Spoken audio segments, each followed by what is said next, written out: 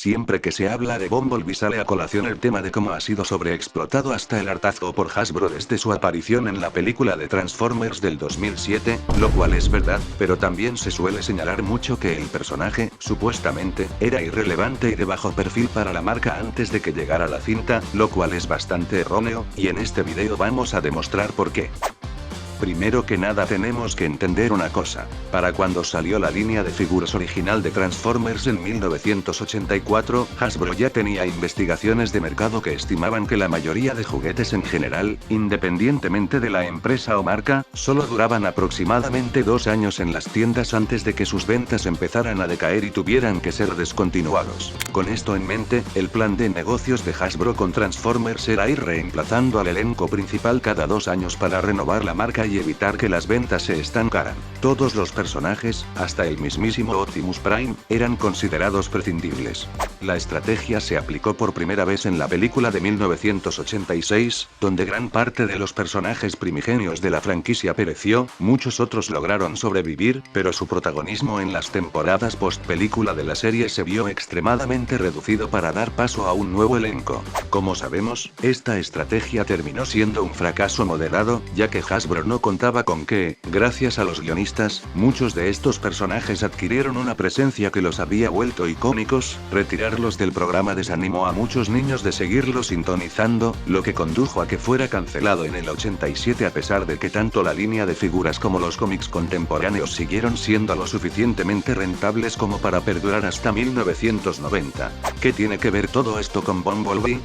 Bueno, el juguete original del personaje, lanzado en 1984, fue uno de los más vendidos de la línea debido a su precio económico. La Transformers Wiki incluso menciona que logró permanecer en tiendas por aproximadamente 3 años, en lugar de los 2 habituales, cosa que ocasionó que Hasbro impulsara activamente su inclusión en los medios de la franquicia. Dentro de la serie animada, por ejemplo, los guionistas se encargaron de convertirlo en la encarnación del tropo de personaje llamativo para niños al hacerlo el fiel compañero de Spike y Twiki, el protagonista humano. Lo interesante aquí es que la biblia de producción del programa sugiere que este puesto originalmente iba a ser tomado por el Autobot Hound, incluso hay vestigios de ello en los primeros 3 capítulos, pero la popularidad del abejorro, quien sobra decir que estaba muy presente en los episodios restantes de las primeras 2 temporadas, terminó por desplazarlo. En los cómics de Marvel Bumblebee sí que era un personaje bastante secundario, al menos al principio, pero eso no le impidió protagonizar su propia aventura en solitario en el número 16.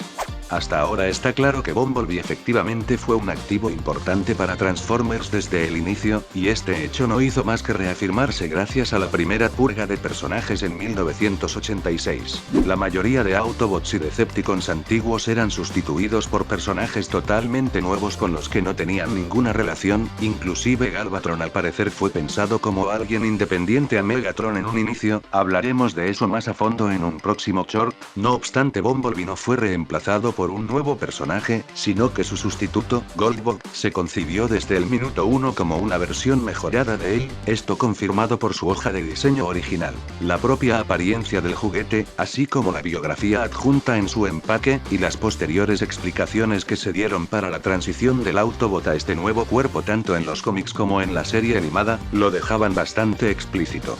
Estamos hablando de que, en un momento donde todos los personajes de la franquicia se consideraban prescindibles, Hasbro salvó a Bumblebee porque era demasiado popular. Durante los siguientes años Bumblebee regresó a su nombre y apariencia originales, porque pues, así vendía más, y ya bajo esa pauta se lanzaron nuevas figuras de él para las líneas de Classic Pretenders, Action Masters, y Generación 2, pero después de eso el personaje se ausentó de la marca por más de una década.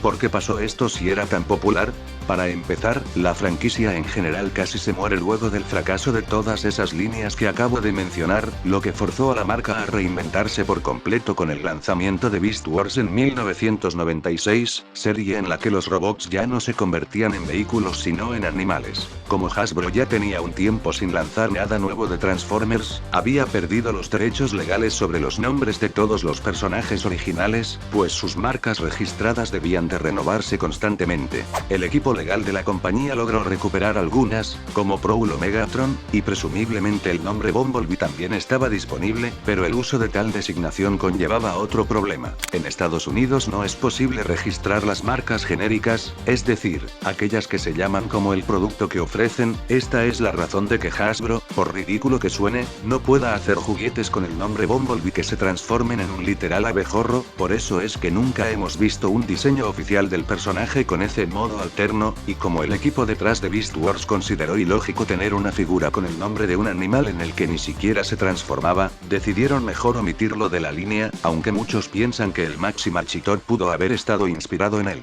A inicios de los 2000 se empezó a planificar Transformers Armada. Uno de los personajes que figuraba para la línea era un Autobot amarillo que, según declaró el diseñador Aaron Archer en un podcast de 2021, fue bautizado inicialmente como Hotshot. Este nombre, tal como lo revela una versión preliminar de la Biblia de producción de la serie animada, luego fue cambiado a Bumblebee por decreto directo de Hasbro, empresa que deseaba traer de vuelta al Autobot aprovechando que los Transformers regresarían a ser vehículos en esta línea. Sin embargo, se presentó otro problema. En ese entonces la compañía Swing and Slide ya había registrado el nombre con el objetivo de lanzar un conjunto de columpios y balancines temáticos, objetos que entran en la categoría de juguetes, razón por la que el nombre original del personaje tuvo que quedarse para el producto final. Paralelamente, Bumblebee tenía apariciones con un rol prominente en los cómics de Dreamwave, pudiendo salir aquí porque la protección de marca registrada para nombres de juguetes no es aplicable a personajes que aparecen exclusivamente en medios de ficción.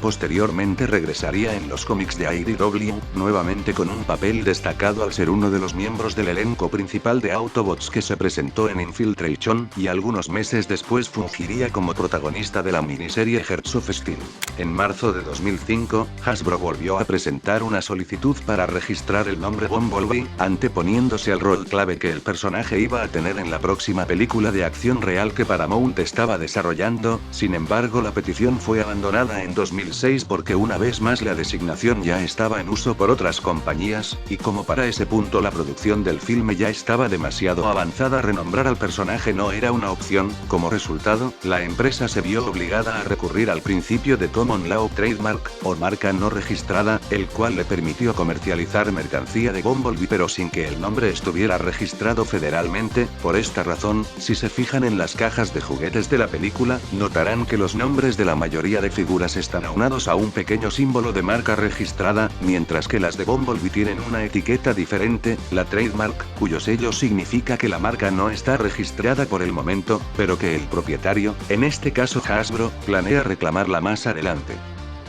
En resumen, Bumblebee fue un personaje de primera categoría en Transformers desde la generación 1, y si se ausentó por tanto tiempo de medios audiovisuales fue únicamente por problemas legales con respecto a la marca de su nombre, así que la próxima vez que veas a alguien decir que Bumblebee era un personaje irrelevante hasta la llegada de las películas, mándale este video y dile que cierre el puto hocico.